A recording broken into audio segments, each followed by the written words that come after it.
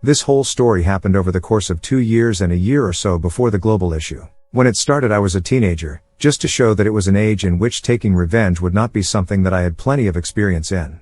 Background information. It started in my second year. I had a new friend in that college and enjoyed being around her whenever we had a break. She was one of the silent and shy girls, which I did not mind. I am one that has patience and do not mind having not too many conversations. On one of the breaks I met one of her friends, a man that was in his early 20s. I shall name A, which is not his real name.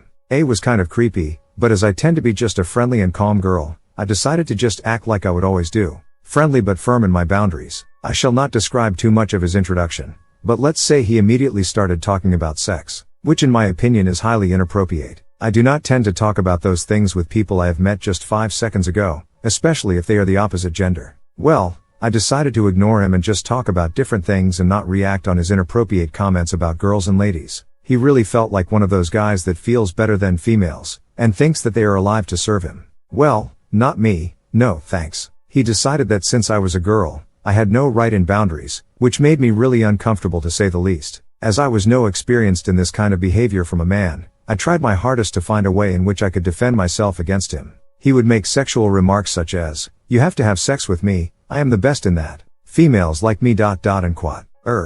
Nope. I don't." But hey, he did not want to hear that. He then would describe his sexual behaviors, which I won't mention because too much information. I am patient and would only again tell him to back off and that I was not interested in any way, shape or form in him and would appreciate it if he would accept that I would never be into him in such a way. Well, I hoped it would be a one-day thing, or a one-time thing and he would just leave me alone after that. I did not trust him and would always keep an eye out for him, especially since most girls were younger than me. He was not that easily to evade. I would see him once or twice a week during a break and my shy and silent friend would mostly just be into her phone and not listen to him, which made him even worse. I once warned him that I would eventually be pressured into taking stronger measures and would not think twice if I needed to kick his ass to have him stop making sexual remarks and touching my knees and shoulders. I had not given him any signs that it would be alright to do so. He laughed. "You're just a little girl, you wouldn't dare." I would, but decided that I would only physically defend myself if I had no other option, since he was at least twice as heavy as me. Well, after about 3 weeks he started to follow me to the ladies' bathroom. He would try to push me against lockers or block me from moving. All of those I managed to sidestep or just stay inside the bathroom until he left or until I had another girl with me. At times I would push him away with my elbow and just ignore him, hoping that ignoring would be a better tactic than trying to voice my boundaries since that had not worked. I also did not show any fear and would just laugh and talk and stay around others at most times. 2 months into this and I had figured out a way to keep him away from me most of the time. He would still occasionally try to touch me but I would ignore him and it seemed to become less frequent. I hoped I would have enough patience. The reason I was not really fighting is because I did not really trust people because of nasty/abusive situations in other areas of my life. Looking back on it, I would not have waited so long to plan a revenge or just kick his ass and be done with it. Then one day he approached me from behind and as I was tired because of a nightmare I had not heard him approach me. I had a railing on one side of me, a table in front of me and him around me. He touched my breasts and was hugging me and pushing his little thing against me through the chair.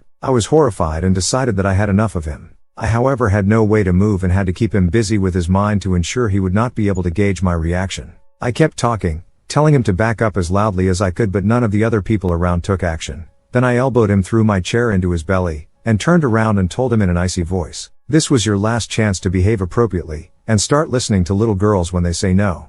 He backed off for a few weeks after that and could not look me in the eye. Around that time I was put in a WhatsApp group with friends which I tended to ignore. What I did not know was that he was in that app group as well since he knew a few of my friends. He excused himself for his behavior and promised me not to do it ever again and started to lay low for about a month. Then he messaged me in private on my phone in the middle of the night, started to become stalk-like and even tried to sex-text me. I was annoyed and blocked him. Next day he became angry and aggressive and I told him that I had been clear and he should have known I would take action. He again tried to follow me, scare me and so on and so forth. You name it, he tried and I would always be one step ahead. The revenge. What he did not know was that I from experience knew that I had to gather evidence and that was the reason I was that patient and allowed him to keep pushing the boundaries. The more he did it in the app for example, the more proof I had to show my teachers and get him into trouble at school. The last straw was when I saw him trying to touch a 16-year-old. I messaged a school counselor and asked him to meet me on school for a conversation since something had happened that had to be dealt with. He came the next day. When he only heard the half of one sentence, he knew enough and asked me to get my mentor involved in the conversation.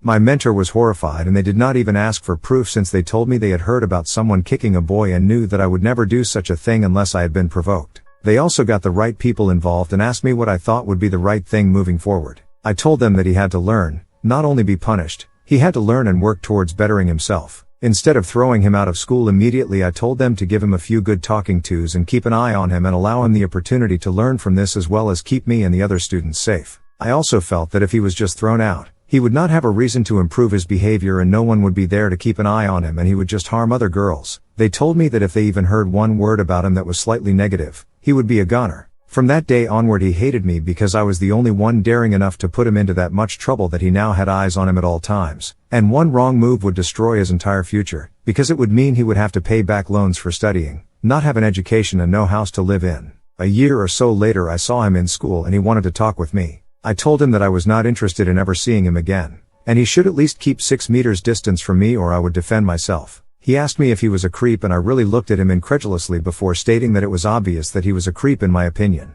He then started to talk to me while a few of my friends who by now knew about his behavior and a part of those were boys, kept an eye on him. They had all promised me to teach him a lesson the way men do when they had to defend a woman or girl. Well, he started with, "I have been thrown out of school, this week is my last week. I have to gather my stuff and will not finish my education. I have to pay back thousands and thousands of euros, will lose my home because I can not longer pay for it and will have no money to start another education. Can you tell the teacher that you lied and give me the opportunity to finish my education?"